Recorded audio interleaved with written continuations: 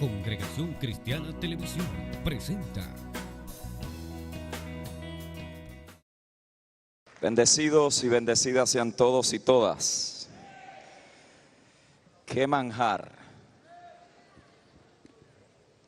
Y mientras más comemos, ese vientre espiritual más pide.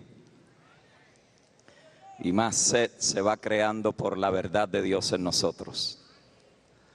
Es evidente que Dios ha venido recalibrando muchas cosas en muchos de nosotros. ¿Cuántos pueden decir amén a eso? Y es inevitable que ese alineamiento en el cual el Señor está introduciendo a la iglesia produzca una mejor y mayor expresión de su propósito. No vamos a menos, vamos hacia más. ¿Usted lo cree conmigo? Vamos a más, a mejores y mayores cosas. No para de aquí a 4 generaciones, diga conmigo, para mi generación. Yo no sé cuánto ese más representa, yo lo que sé es que es mucho más de lo que es hoy. Y a la medida que vamos caminando en esa verdad presente y maduramos en el eterno propósito de Dios para nuestra generación, será inevitable que la iglesia sea posicionada para poder incurrir y penetrar en escenarios que quizás hoy se han declarado por fe, pero que mañana serán una realidad. Tenemos que pasar de la declaración profética a la manifestación visible. Yo no quiero solamente declarar lo que podrá venir, sino quiero ser participante de lo que Dios estará manifestando. ¿Cuántos quieren ser participantes de eso que Dios está y se ha propuesto en Cristo? Ayer terminamos diciendo que es evidente, basado en la Escritura, que el factor unificante y en la cual todo se reúne en el cumplimiento del tiempo es Cristo. Diga conmigo, Cristo. En Él están los tesoros de la sabiduría y la revelación. En Él se hace en realidad el misterio que había estado oculto desde antes de la fundación del mundo. Cristo entonces es la razón por la cual todo existe, por la cual todo fue creado y por la cual todo se ha cumplido. Eso implica entonces que nosotros no predicamos acerca de Cristo, sino que estamos en Cristo para manifestarlo a Él. Nosotros no predicamos una doctrina cristiana, predicamos la persona por la cual todas las cosas han sido creadas. Por lo tanto, Cristo es el factor unificante. Diga conmigo, el factor unificante.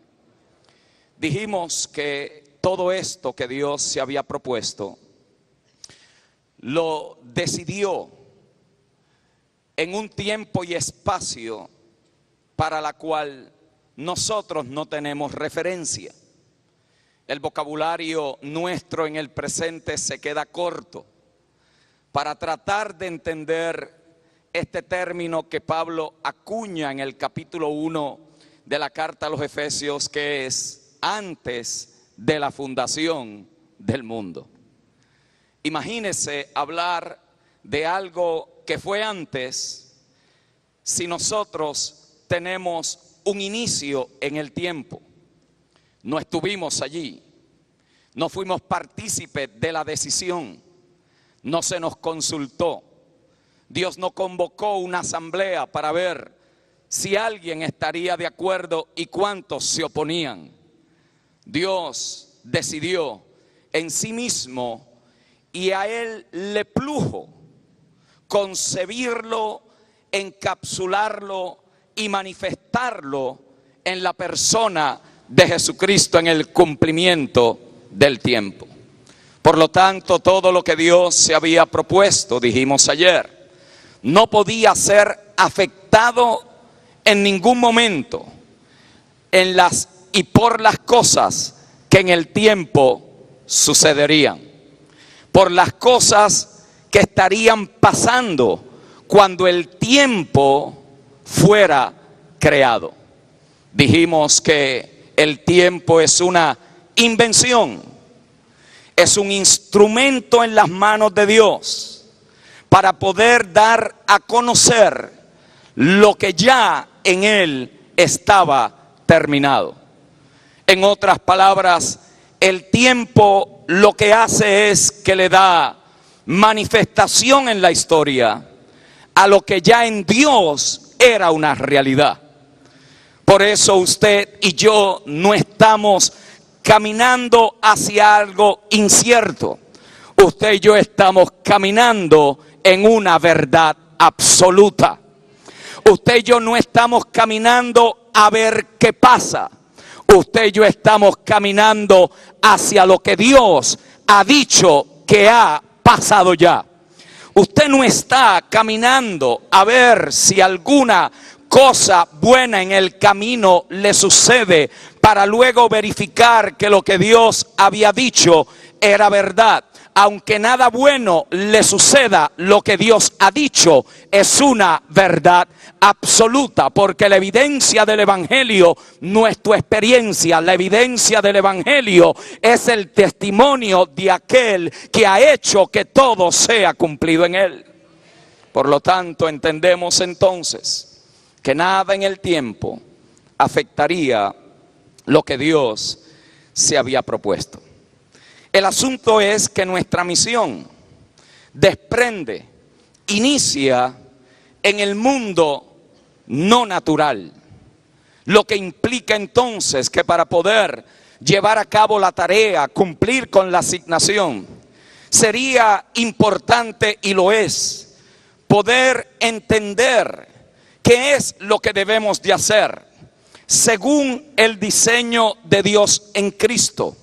Poder comprender la dimensión del propósito para poder manifestar la verdad que es en Cristo el Señor. Pablo entonces exhorta a la iglesia a que miremos las cosas que no se ven, porque las que se ven son temporales, pero las que no se ven son eternas. Y ayer concluimos con esta pregunta: ¿cuáles son las cosas que no se ven, que debemos de mirar para que no seamos creyentes inconstantes?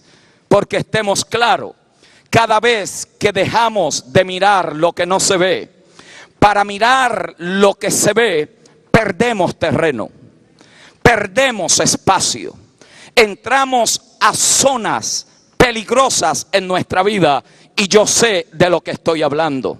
Entramos a escenarios para el cual nuestra naturaleza espiritual no está diseñada para manifestarse.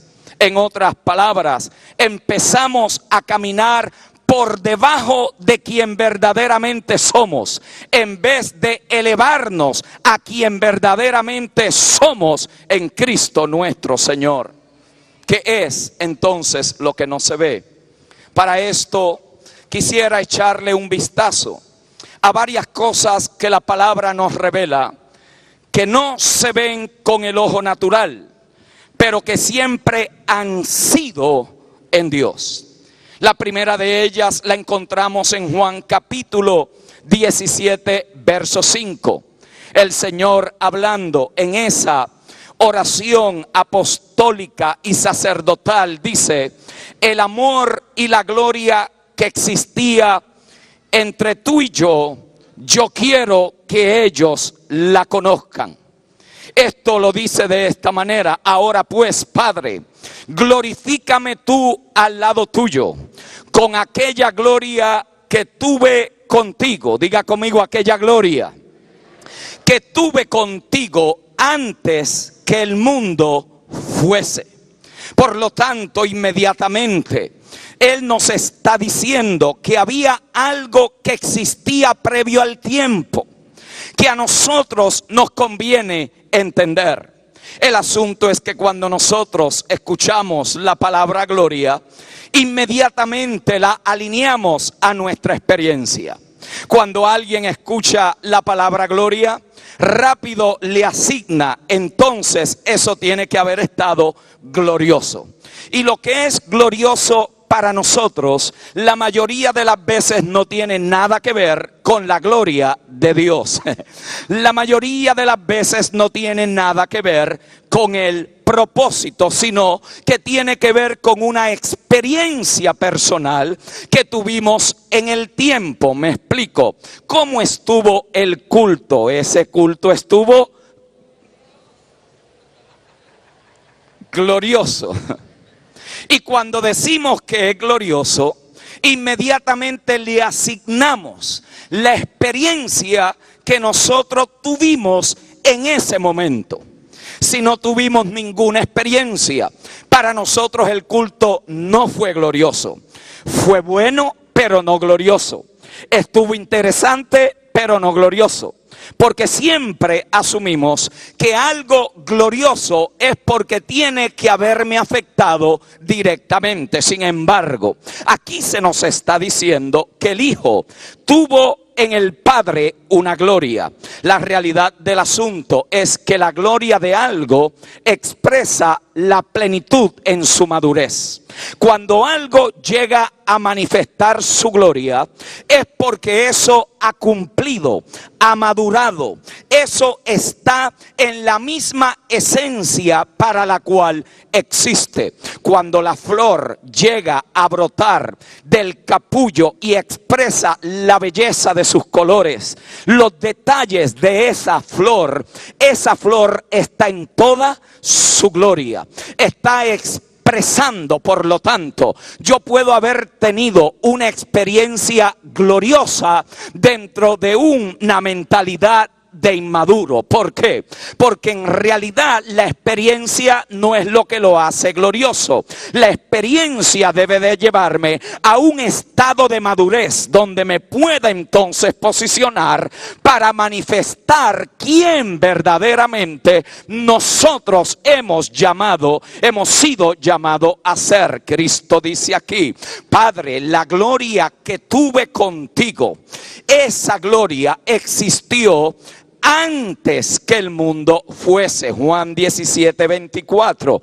Padre, aquellos que me has dado, quiero que donde yo estoy también ellos estén, para que vean mi gloria que me has dado, porque me has amado. Y aquí vuelve a inyectar algo que existía antes de que el mundo fuese, porque me has amado desde antes de la fundación del mundo. Para entender el capítulo 17 hay que hacer un recorrido por toda la carta de Juan. Es la carta de la vida, es la carta donde nos presenta y nos posiciona para entender una dimensión de comunión que no es natural en el tiempo, porque para los seres que vivimos en el tiempo tenemos en muchas ocasiones que ser controlados por nuestros sentidos. Lo que vemos, lo que oímos, lo que percibimos, lo que saboreamos y lo que olfateamos. En muchas ocasiones nuestra existencia está limitada prácticamente a esas 5 expresiones de nuestra vida humana. Pero en Cristo esto existía en el mundo espiritual antes que fuera el mundo físico. Y Juan nos da, por ejemplo, en Juan 5:26, capítulo 6 y verso 57 también, nos dice que el Hijo vive por la vida del Padre. En Juan capítulo 13, verso 31 y 32, nos dice que el Hijo comparte y expresa la gloria del Padre. También en Juan capítulo 1, verso 18 y Juan 14:10 se nos dice que el Hijo está en el Padre y el Padre está en el Hijo. En Juan capítulo 12, verso 49 y verso 14 y capítulo 14, verso 9, dice que el Hijo refleja al Padre en sus palabras y en sus obras. En Juan capítulo 1 verso 14, Juan 8, 50 y 54, Juan 12, 23 dice que el Padre glorifica al Hijo. En Juan capítulo 7 verso 18 y en el capítulo 17 verso 1 se nos dice que el Hijo exalta al Padre. Esto inmediatamente nos da una radiografía de lo que en el mundo de Dios sucede en la concepción de su propósito. ¿Por qué? Porque todo esto está pasando antes que el mundo fuese. Quiero que noten por favor que en esa maravillosa comunión del Padre, del Hijo y del Espíritu Santo se están manifestando 5 cosas. Diga conmigo 5 cosas. Note cómo se está Juan trabajando con esta dinámica. El Hijo en el Padre en el Hijo, la gloria del Padre. El Padre glorifica al Hijo, el Hijo glorifica al Padre. ¿Qué es lo que se nos está diciendo? Que en esta íntima comunión había un amor mutuo. Diga conmigo amor mutuo. Había una interdependencia, había un honor mutuo, había una sujeción mutua, había una vivencia mutua y había una comunidad auténtica. Por lo tanto, todo lo que ya era real en los cielos, Dios quería transferirlo en la tierra. Dios quería hacerlo real. Él quería que el amor, la interdependencia, el honor mutuo se pudiera manifestar. Él quería que la sujeción mutua, la vivencia mutua y una familia auténtica pudiera manifestar en la tierra lo que ya era una realidad en el cielo. Por lo tanto, la Trinidad se convierte en el complemento, en la esencia, se convierte en aquello que encapsula el amor y la comunión con Dios, pero también entre nosotros. Esto el Padre se lo transfirió al Hijo, pero el Hijo se lo transfiere a la iglesia. Alguien aquí debió haber dicho amén a eso, porque cuando entendemos Juan capítulo 6 verso 57, que dice: como me envió el Padre viviente y yo vivo por el Padre, asimismo el que me come, él también vivirá por mí. Juan 15:9. Como el Padre me ha amado, así también yo os he amado, permaneced en mi amor. Juan capítulo 20 verso 21 dice la palabra: entonces Jesús les dijo otra vez: paz a vosotros, como me envió el Padre, así también yo os envío. En otras palabras, la iglesia, que es la expresión visible de Dios en la tierra, es una extensión orgánica de la Trinidad. Es una extensión visible de lo invisible. Es lo eterno metido en el tiempo. Es lo que no se ve con el ojo humano, manifestado a través de cada uno de nosotros. La iglesia entonces no nace en Pentecostés. La iglesia nace antes de la fundación del mundo, en el consejo eterno de Dios y contenida en el Hijo, como Eva estuvo contenida en Adán, pero no fue manifestada hasta que Dios la sacó a la luz. Alguien debería de decirle amén a eso. Por lo tanto, la iglesia ya era, pero hace su incursión en los tiempos para poder manifestar lo que en la Trinidad ya era una realidad. Entonces, ¿cuál es mi diseño? No es lo que está haciendo aquel, o lo que le trabajó al otro, o lo que está de moda en mi cultura y tiempo. Nuestro diseño emana del mismo Dios. Nuestro diseño no es una fórmula de crecimiento, que muchas veces lo que busca es satisfacer el ego del éxito y de la cultura moderna. El éxito no tiene nada que ver con el diseño de Dios. Usted puede tener un asiento, 10,000 asientos llenos, pero no tener gente madura cumpliendo el propósito de Dios. Puede ser una guardería con 10,000 cunas, pero no necesariamente una factoría que produce hijos espirituales maduros para manifestar lo invisible de Dios en la tierra. Por lo tanto, ¿por qué quieres crecer?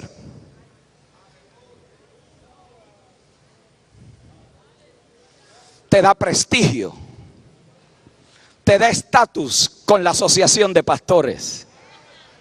Te invitan más a menudo. Quizás a Pablo ninguno lo hubiéramos invitado a nuestros congresos, porque cuando enviaba el resumen no apelaba mucho a lo que la cultura está buscando. Por eso es que él no decía, tengo dolores de parto hasta ser el apóstol más reconocido. No, tengo dolores de parto por ustedes hasta que Cristo, díselo a tu lado. Esto tiene que ver con Él. Esto tiene que ver con Él. Díselo, dale un codacito a alguien y dile, esto tiene que ver con Él. Tu llamado es para formar a Cristo, para que Cristo en nosotros nos transforme, nos reposicione y podamos cumplir y manifestar lo que en Dios ya es una realidad. Por lo tanto, inmediatamente descubrimos entonces que lo que Cristo manifestó en la tierra era lo que ya era una realidad para Él y el Padre. Ya estaba allí. Pero si bien nos muestra lo que la Trinidad encapsula y manifiesta, y la cual, permítame hacer una nota aquí, cuando la Biblia dice que seamos imitadores de Cristo, no es que andemos con túnica y con kipá para parecernos a Él. Eso es un elemento cultural, no de propósito. Por eso hay gente que cree que no adoró hasta que da los pasos. Dice, esa no es verdadera adoración, porque los da fuera de tono, no coordinan. Y hay gente que piensa que tiene que andar con el talit para estar cubierto de la autoridad. Tú puedes andar cubierto del talit y en el corazón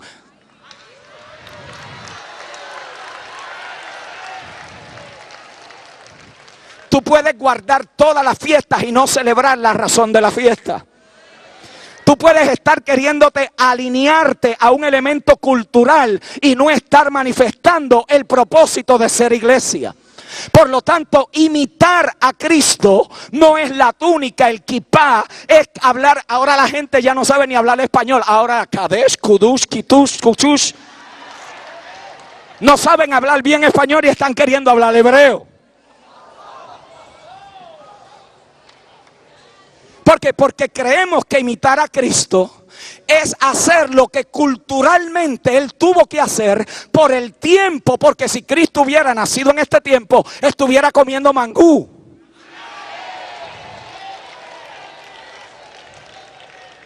¿Me estoy explicando? Imitar a Cristo no es reproducir elementos culturales. Imitar a Cristo es ver lo que el Padre y el Hijo, el Padre, el Hijo y el Espíritu Santo manifestaron en la comunión íntima. Y ahí nos vamos a dar cuenta que cuando estudiamos este elemento a la luz de la verdad presente, descubrimos 5 cosas. Diga conmigo 5 cosas. Ya vimos lo que contiene, pero mire de lo que carece. Mire de lo que carece la Trinidad. Carece de un liderazgo controlador.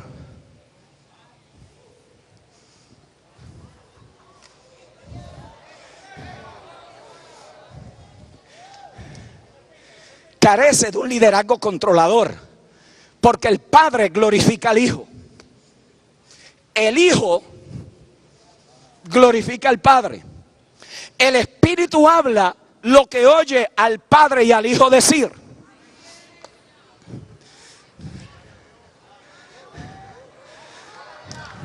Por lo tanto, no hay un liderazgo controlador. No hay un liderazgo que dice, si te vas de mí, no puedes ser bendecido. No hay un liderazgo que maldice a los santos. No hay un liderazgo que no viene a este evento porque ellos no son los protagonistas. No hay un liderazgo que quiere tener siempre la palestra de la primera silla. ¿Por qué? Porque este liderazgo que nace en el Espíritu no está buscando figurar ellos como la última Coca-Cola del desierto, o el apóstol más ungido, o la iglesia más grande, sino que Cristo sea conocido en los confines de la tierra y pueda darse a conocer la grandeza de Cristo. Por lo tanto, no hay un liderazgo controlador.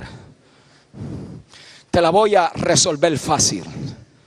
No hay hombre en el planeta que contenga lo que ya, o que te puede impartir lo que ya tú tienes. Solamente puede confirmarlo, pero no entregártelo. Porque a la medida que alguien te dé algo, se hace dueño de lo que te dio. Por eso hay redes, no digo en República Dominicana, donde hemos repetido la misma historia. Ahora la red de este no se asocia con la red del otro, porque creen cosas diferentes, basura evangélica. Dios no nos llamó a tener redes que dividan al cuerpo, sino que unan al cuerpo en el propósito, que puedan consolidarlo, que puedan, aquí la grandeza está en cómo yo discierno a quién Dios está levantando entre nosotros. Tener la humildad suficiente de decir como Pedro, porque aún el hermano Pablo ha escrito cosas que son un poco difíciles de entender. Lo que está diciendo este hombre está caminando en una zona que yo no necesariamente comprendo en mi entendimiento, pero lean lo que él escribe, porque lo que él escribe tiene una dimensión que los va a poner en otra zona para manifestar esto. Alguien aquí debería de saber que a Dios le place escoger a quien quiere, cuando quiere, sin pedirte permiso ni hacer una reunión en la asociación de pastores. Dios va a llamar, Dios va a levantar, Dios va a posicionar a quien quiere, como quiere y cuando quiere. Y si es el que no te cae muy bien, celébralo, mi amor, porque ese es a quien Dios le dio la gana de escoger para que manifieste. Por lo tanto, en la Trinidad no hay un liderazgo controlador. No hay una manipulación y coerción para poder controlar la voluntad de los mortales. Lo contrario, y ahorita lo vamos a ver. En la Trinidad tampoco vemos una estructura jerárquica. El Padre está en el Hijo. El Hijo está en el Padre. No es mi apóstol y yo, es apóstol entre vosotros. No es quién es primero y quién es segundo. Eso es un orden caído. Ese es el orden de los sistemas del cosmos, donde tu autoridad la determina tu posición.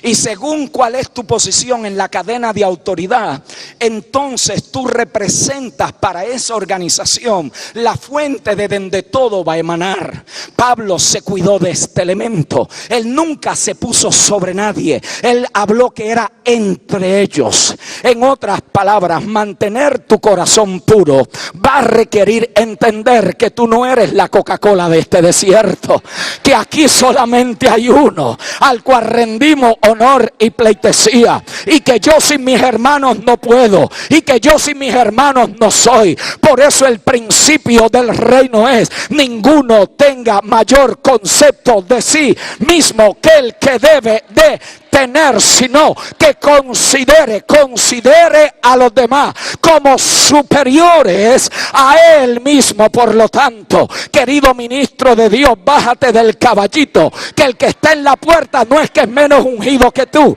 es que tiene una gracia diferente para poder trabajar e impartirle al cuerpo. Esto implica entonces que no hay una cadena jerárquica, hay un reconocimiento de gracias. Por eso Efesios 4 no es una entrega de títulos.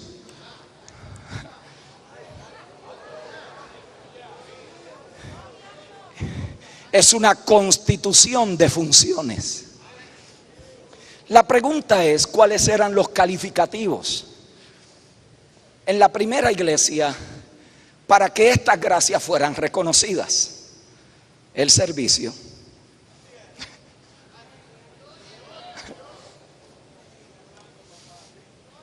Pero el servicio no como nosotros lo determinamos, porque para nosotros servicio en muchas ocasiones es trabajar en la guardería, hacer mangú para que los hermanos coman al mediodía. Servicio en el reino es la expresión de la naturaleza del rey. Porque Él no vino a ser servido. Él vino a servir.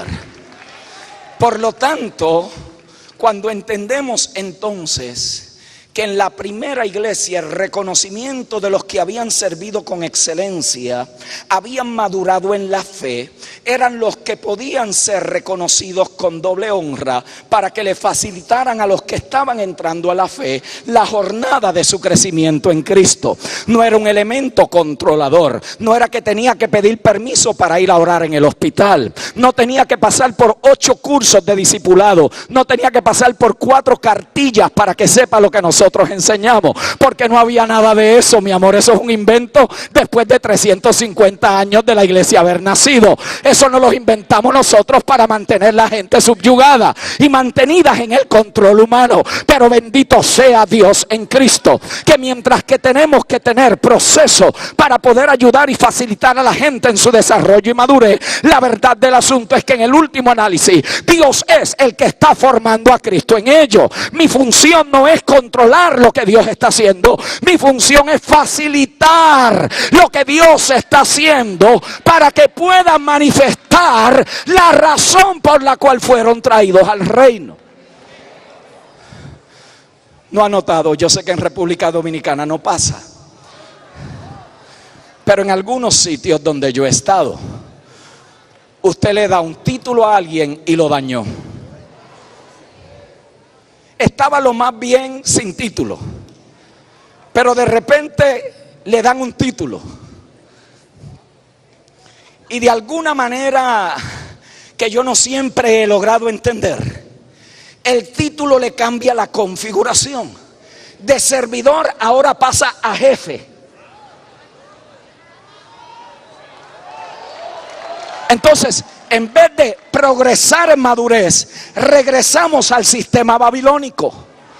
Porque la gente que Dios te confía no es para que las controle, es para que por la gracia que Dios te ha impartido, Cristo sea formado en la vida de ellos. Y a la medida que tú estás siendo perfeccionado, Dios mismo te constituye en un oficio que va a perfeccionar a mayor escala, como apóstol, profeta, evangelista, pastor y maestro. ¿Para qué? Para perfeccionar, equipar a los santos para la obra del ministerio.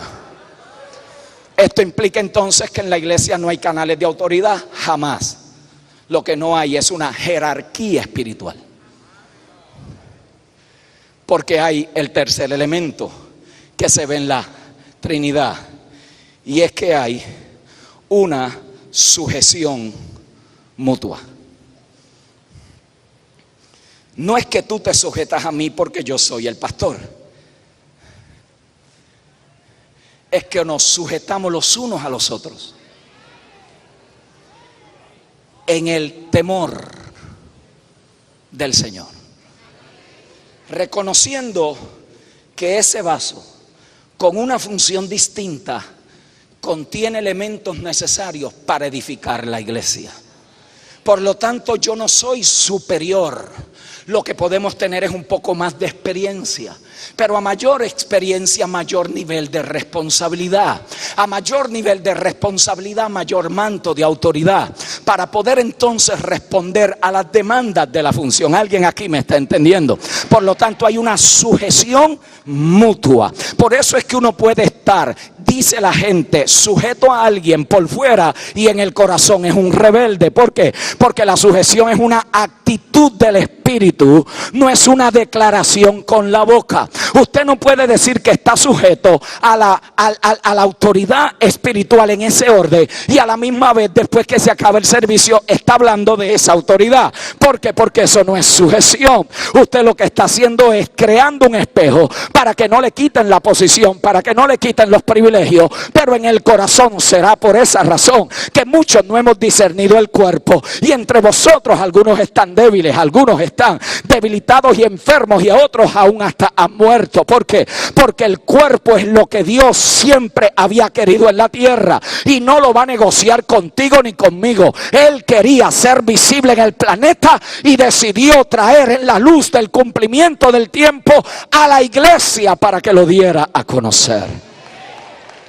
También en la Trinidad no se ve el protagonismo de uno, sino la participación.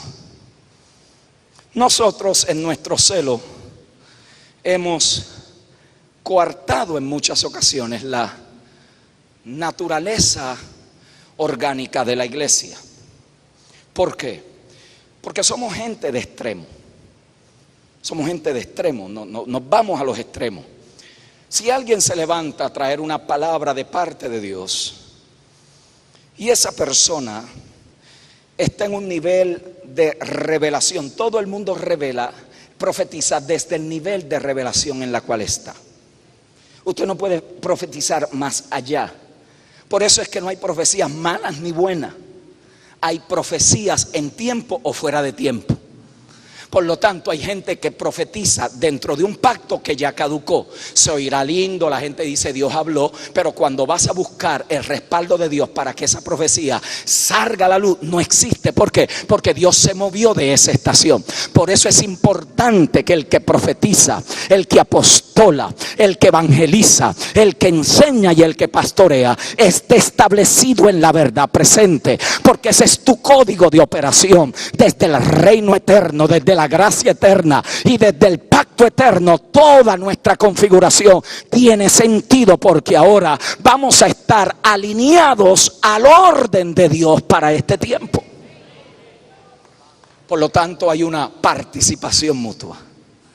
No estamos coartando porque no estamos de acuerdo, estamos educando y madurando para poder ser más efectivos. Y también notamos que en la Trinidad no existen rituales y programas religiosos.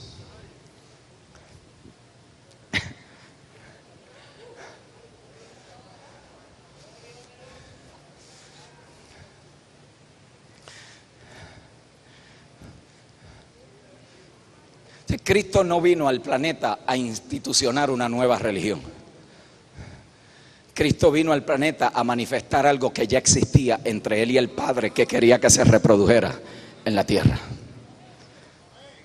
Por lo tanto, usted nota que aunque Cristo cumplió con los requisitos y las ordenanzas de la ley, para poder cumplir con toda justicia divina, el orden en el cual Él estaba operando era superior. Me explico. Según la ley no se supone que tocara a un leproso. Sin embargo, si él es la misma vida de la ley, él puede romper el protocolo establecido, acercarse donde está la muerte, la vida absorber la muerte, y los que estaban alrededor dicen: no entendemos, porque la ley dice una cosa, pero tú te estás moviendo en otra dimensión. A menos que la ley esté en él y él sea la misma ley en vida, entonces las cosas pueden comenzar a ser diferentes. El problema con muchos de nosotros es que nos quedamos en las primeras etapas y no procedemos hacia la madurez. Pero Dios está levantando una nueva generación que va caminando a no ser mejores evangélicos, sino a ser hijos maduros, que podamos manifestar la gracia y la gloria de Dios en la tierra. Habrá uno que vino a Click hoy que dice: tengo hambre por esa madurez,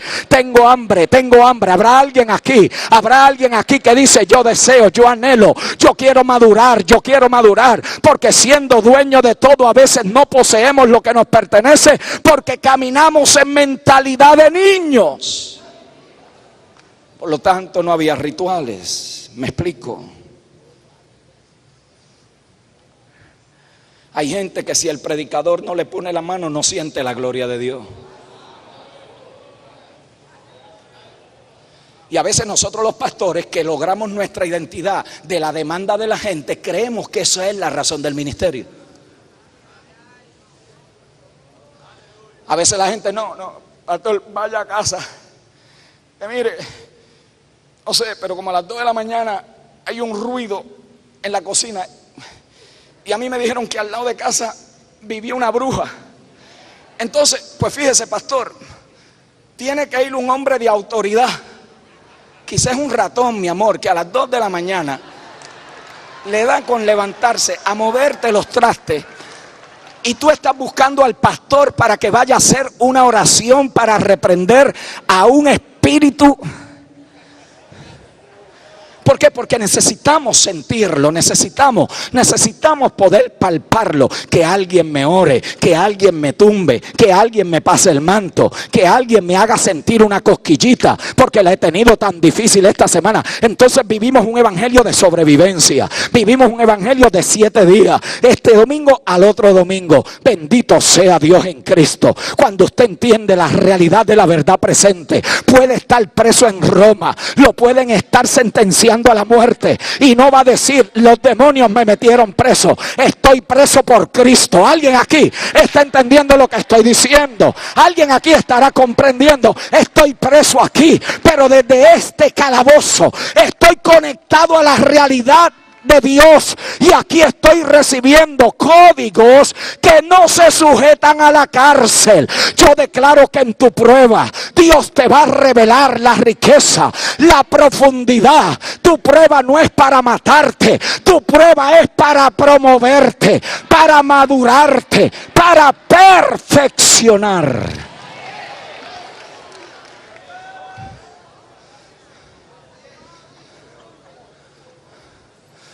No había rituales. Cristo no fue a orar a ver si sentía a Dios.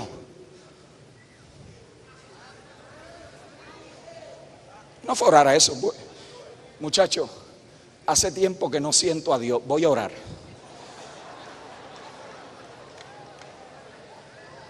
¿Sí o no?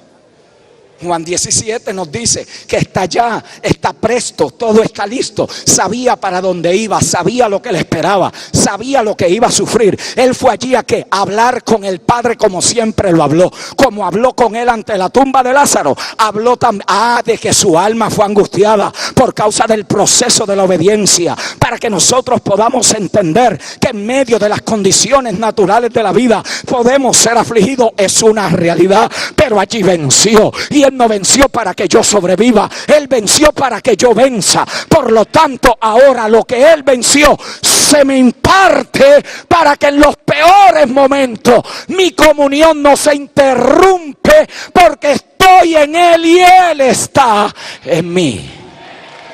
No había rituales.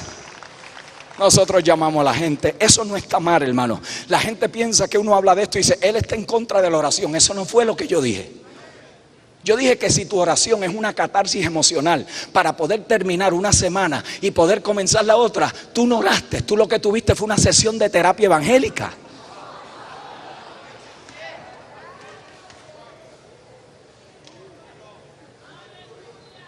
Por eso las oraciones del Nuevo Testamento son diferentes a las oraciones nuestras. Porque cuando nosotros oramos, empezamos por el atrio. Y allí pasamos al lugar santo. Y si no me he quedado dormido, quizá entre. ¿Sí o no? ¿Por qué? Porque nos enseñan que nosotros tenemos que ir ascendiendo. Los que lo logran se glorían de su espiritualidad, y los que no se menosprecian a sí mismos y dicen: yo no soy tan espiritual como este. Entonces tenemos una competencia en la iglesia de los intercesores y de los que no saben orar. ¿O acaso no sabemos que usted ya no pasa por el atrio, que usted no pasa ni por el lugar santo, que usted ha sido, que usted está y vive en Cristo, que es el verdadero tabernáculo de Dios? Y como sumo sacerdote, Él no te dice: acércate al trono de la ley, ve progresando hasta que llegues a mí. No, acercaos al trono de la gracia para que encontréis. Llegaste al trono, ahí está la gracia. No es de juicio, no es de maldición, no es de condenación, es de gracia. Dice lo que está a tu lado: es de gracia. Esto es un reino de gracia. No hay toda una ceremonia espiritual. Yo recuerdo cuando estaba empezando, y bueno, como todo el que comienza, yo fui a hacer mi altar personal. Y cogí un 2x4 de eso, un 2x6 de madera. Lo puse así, porque a mí me dijeron que para orar hay que ir al altar. Y si no vas al altar, esa oración se queda en la silla. Ah, y si le das la espalda al altar, peor.